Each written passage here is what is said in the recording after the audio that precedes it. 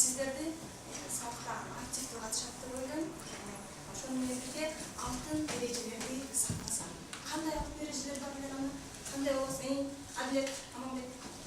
Biz altın erecelerde көп altın ereceler var. Алардын бири biz sözde konok берүү. Азаматсың. Дагы эң мугалим сөзүн токтойбу. Азаматсың. Дагы анара кечикпөө азаматсың. Алтынай ойын очугай айтуу, акылай бирөөнүн бөлдү. Саламат Бакберген. Бек болот. Сака активдүү ачуу. Дагы бири-бирибизди сыйлашыбыз керек экен бүгүнкү сабакта. Дагы Айдар. Тартипти сактап өзүмдү жакшы алып жүрөм. Өзүң кезектүү өтүп сүйлөп. Нурсултан. Оюн ачык айтуу. Азаматсың. Андемесе бүгүнкү силер ар бир жооп берген сабакта жооп бергениңер баалуу силердин. Ошол бааларыңарды мен силерди мындай 5 желекче, гүлдөн 5 желекчеси бар. Ар бир тапшырма. Мисалы үчүн, жаныңардагы жардам бердиңерби? Ар бир желекчеге белги коебуз. Же оюнга катыштыңарбы? Же суроо. Бул ар бирибиз өзүбүздүн баалообуз болуп эсептелет. Андемесе ар бириңердин астына карап берип, ар бирибиз сабагыбыздын аягында өзүбүзгө баа коебуз.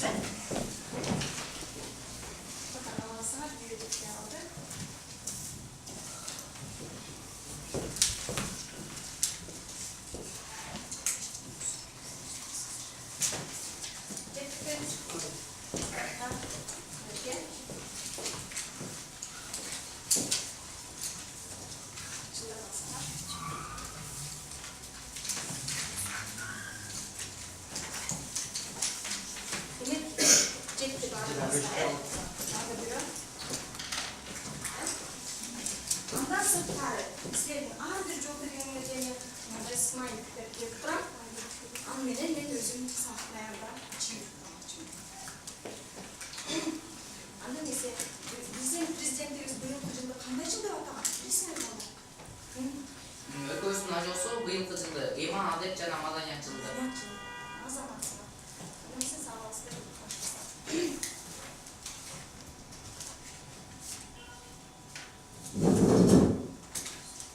Бүгүнкү сабагыбыздын темасы органдар жана органдар системасы. Сабактын максаты органдар жана органдар системалар аныктап айтып берүү жана алардын зарылдыгын түшүнө билишибиз керек. Демек балдар, силер буга чейин органдар деген сөз таанышпы силерге? Органдар. Кимдин органдары бар? Аманбек. Органдар бардык жандуу нерсе заттарда бар. Органдар кимдерде бар? Адамдарда, өсүмдүктөрдө бар. Дагы ким айтат? Жан жаныбарларда бар. Азаматсың. Өсүмдүктөрдүн органдары кайсылар? Дагы жалбырак, жок дегендер атасы. Дагы жалбырак, сабак, дагы тамыры,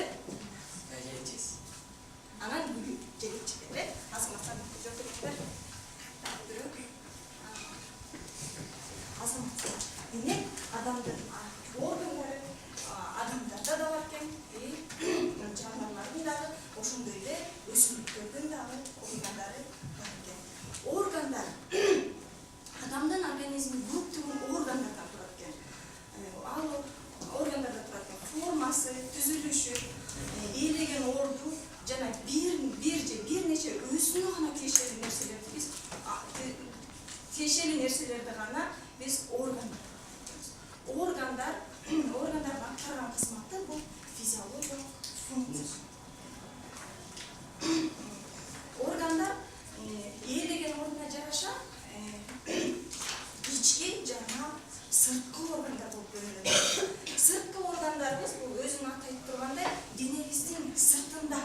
жайгашкан органдардын баардыгы бул сырткы органдар болуп саналат экен.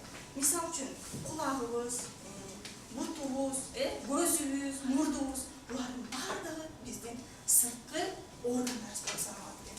Ошондой эле биздин андан кийинкиси бул ички органдарыбыз. Мынакей бул дене көмдөйүнүн ичинде жайгашкан органдар, булар ички органдар деп аталат экен. Алар кайсылар?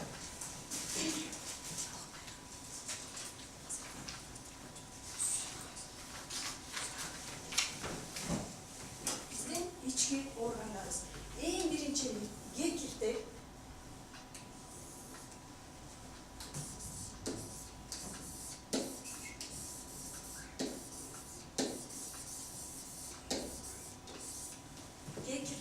андан кийин өпкө,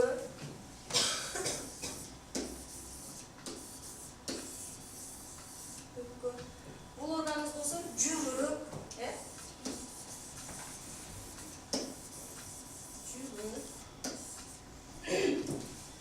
андан сырткары боор,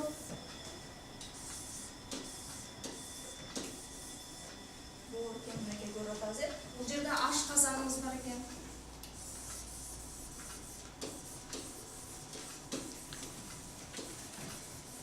Ашказан, жоон ичеги,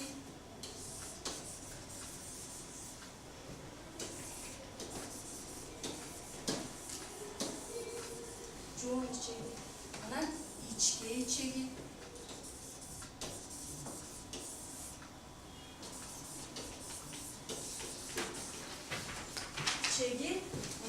көк боор, бул жерде мынакей көрүп атасыздар, бул жерде көк боор,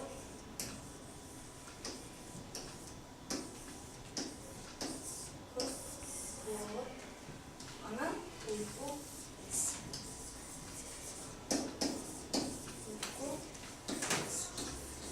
Анан бул жерде көрүнбөй калбайдан бери биздин дагы бир органыбыз бул деген көйрөк. Демек, булардын баардыгы, бул силер көрүп тургандардын баардыгы булар биздин ички органдар. Органдар башка органдарсыз, кээ бир органдарсыз булар иштей албайт экен. Ал эми организм кээ бир органдарсыз өзүнүн ишин аткара берет экен. Мисалы үчүн, эгерде биз колубузду, бутубузду, же болбосо көзүбүздү ошол хирургиялык жол менен алып койсок, организм өзүнүн жашын уланта берет экен. Андан ары милдетин аткара берет экен. Ал эми эгерде биз өпкөбүздү, мына жерде турат өпкөбүз, жүрөгүбүз, мынакей жүрөгүбүз турат, боорубузду алып койсок, органдар иштей алат. Демек, организмде жашоо болот экен. Андан сырткары органдардын баардыгы биригип, булар бир функцияны аткарат экен. Аларды органдардын системасы деп атайт экенбиз. Ал системалар бул жерде көрүнүп тургандай эң биринчи кан айлануу системасы, андан кийин тамак сиирүү системасы, бөлүп чыгаруу системасы, нерв системасы, анан таяндыргыч жана кыймылдоочу системасы. Булардын баардыгы бул системаларды биз кийинки сабакта ар бирине өзүнчө токтолуп кенен токтолобуз. Андан сырткары Анохин, орыстың физиологу, академик, мынакей Анохинди сүрөттө бул жерде көрүп атасыңар, Анохин. Академик бул физиолог экен. Бул кандайдыр бир тиричилик аракетти аткарган органдар системалардын бирикмеси функциялык система деп аталат. Түшүнүктүүбү? Демек, бул Анохин деген ким экен? Физиолог. Орыстун окумуштуусу академик экен. Түшүнүктүүбү? Анда эмесе сиздер менен биринчи топ, анан экинчи топ. Мен азыр бир нерсе. Мурун, жүрөк, өпкө. Кайсы сөз ашык? Акылай. Өпкө ашык, анткени ал ички органдарга кирип.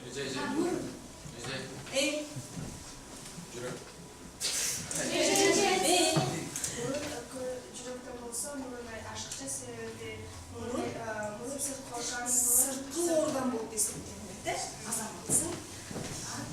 Дагы деп айтайын. Көзүбүз, мурдубуз, анан кышылган. Так, биринчи папка жооп атабыз. Аба. Мурун, көз,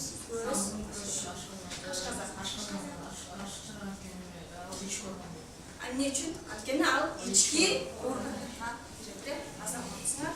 Андан кийин эми эки топ жарышы үчүн кайсы топ ашыкча сөз түзө алабыз? Биринчи топ. Так, арткылай айтып коебуз кана. көз мурун Көз, мурун, өпкө. Кайсы сөз аш? Так, ким көргөндө? Өпкө. Эмне үчүн? Анткени ал ички орган болсо азаматсың. Так, экинчи топтон ким айтат? Ашыкча сөз. Экинчи топтон. Улукман.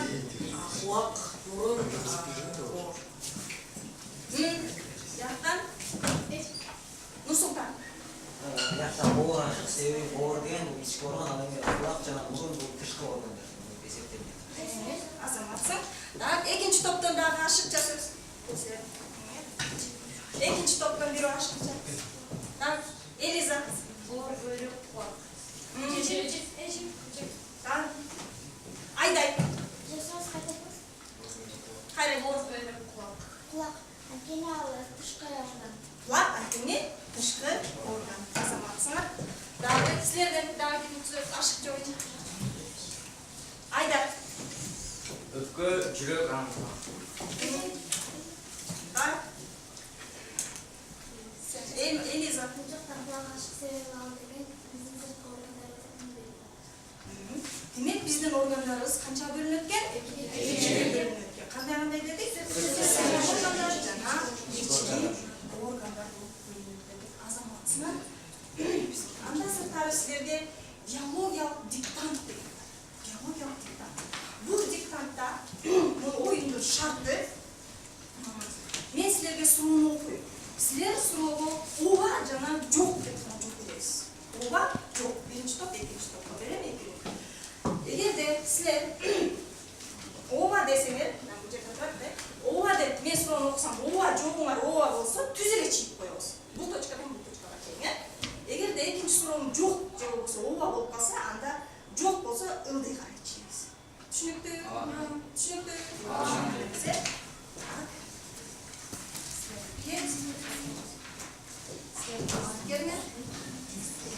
Ооба болсо түз эле, жок болсо ылдый кылып.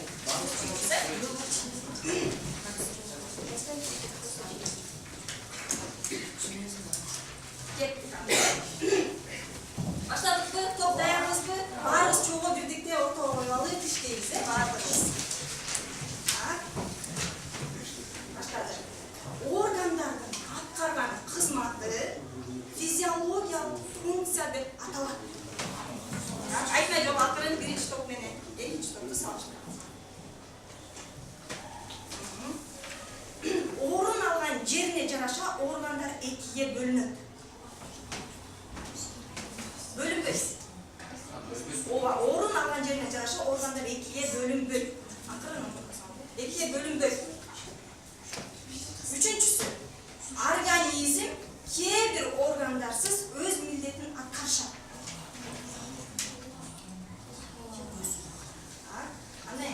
Кан айлануу, бөлүп чыгаруу, нерв органдары системасын түзөбү. Кан айлануу, бөлүп чыгаруу, нерв системаларын түзөбү. Органдары нерв системасын түзөбү.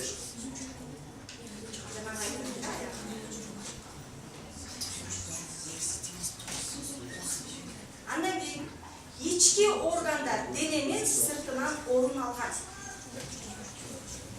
Ички органдар дененин сыртынан орун алган. Болдуппу? Ана келебиз дагы чаттайбыз, Бул жакта эме турат. Келгиле. Биринчи топ. Келди. Экинчи топ жерге чаттайбыз. Emin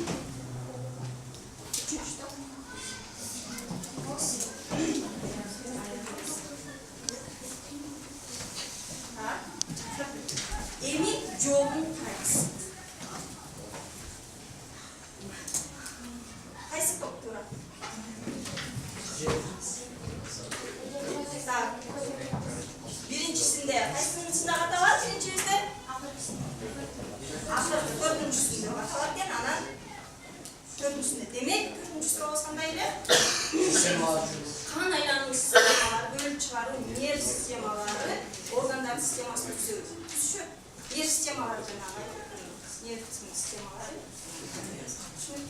Anneciğim, ben sizlerge ağır bir topu özünce bakma verem. Birinci top. Sizler hazır. Pasta yapıyorsunuz. İçki organı. Sizler böyle sırtlı organlardı. Alayım sizler içki organı. Pasta yapıyorsunuz. 2 minuta vakit verilir. 2 minuta vakit verilir.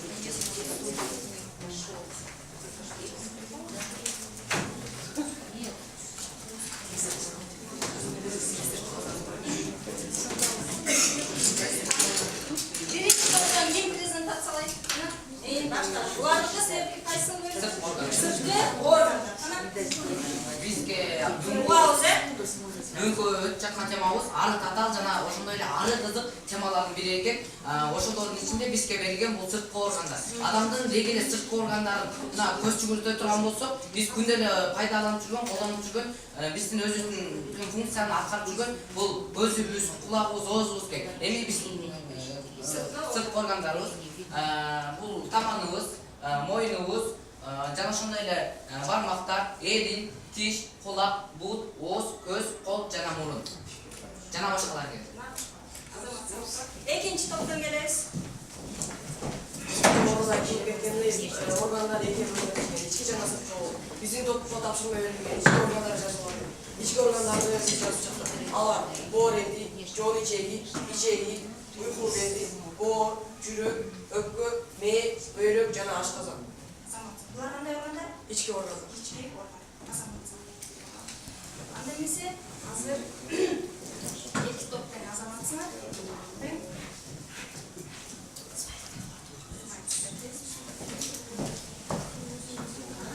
Анда биринчи топтон кимдер? Аманбек алабыз. Андан кийин Нурдан Айдары. Анда эмесе мен силерге сабактын башында силерге гүлдүн желекчелерин бергенмин. Ana, желекчелер жасатабыз бар бирибиз. Баштайлы, Аманбектен баштайбыз. Кана, Аманбек.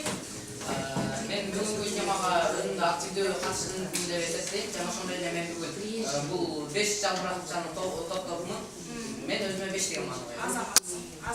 Андан кийин айдай Элиза.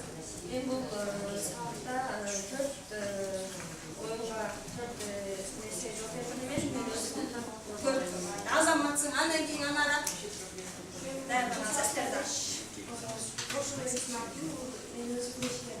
Азаматсың. Өзүң 5 балайын. Андан кийин Давлет. Мен бұл сабақта 4 тапшырма аткардым, мен 4 деген мааны. Азаматсың. Андан кийин Акылай. Өзүңө 4 коюп Акылай. Андан кийин Бактырган. Мен бүгін 5 сабақ жоқ бердім, өзім 5 сабақта. Азаматсың. Андан кийин Азаматсың.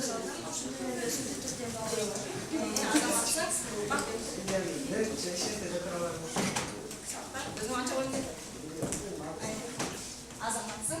Андан кийин жаныңдагыларга жооп бердиң. Бүгүн канча сабак жооп бердиң? Өзүңө 5 кол сиге жатыр. Азаматсың сен. Азаматсың. Андан кийин Андан кийин 5 сен. Мен бүгін 5-ші көзімде чоң мен өзімді 5-ке Азаматсың. Андан кийин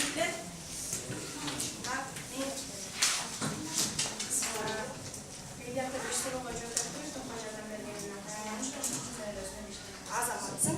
Давлес. Мен бүгінгі сабақта 4 сабақ жоқ бердім, ошол кайда 4 Төрт деген баа өткен Азаматсың. Андан кийин Мен болсо бүгүн 5 суроо жооп бердим, жана мен өзүмө 5 кылдым. Айдан. Мен бүгін өзіме 5 сабақ жоқ бердім, өзіме 5 қалды. Кем кылды? 4 суроо жооп бердим, ошондой Азаматсың. Айдана.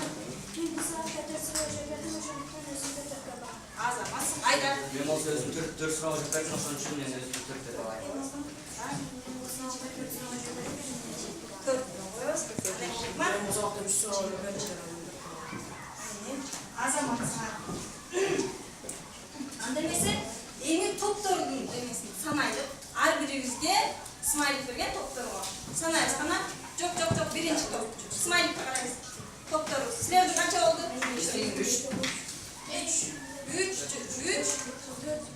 экен, силердин. 4. Силердин канча болду? 5. 8. Жаңалар өзүм 5 силердики? 4. Азаматсыңар бири-бирибизди кол чаап куттуктап коелу биринчи топ. Анда эмесе эми менин койгон бааларымды коебуз. Ар бирибиздин колубузда смайликтер бар. Ошол смайликти карап туруп ар бирибиз канча смайлик алсаңар, ошол баага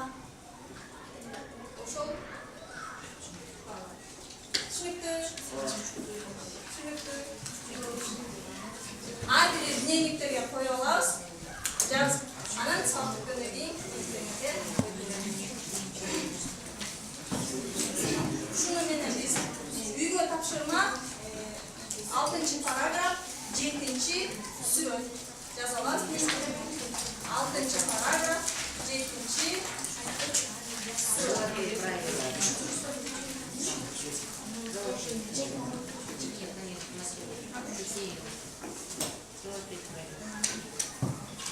Шуну менен биз сабагыбызды жыйынтыктайбыз.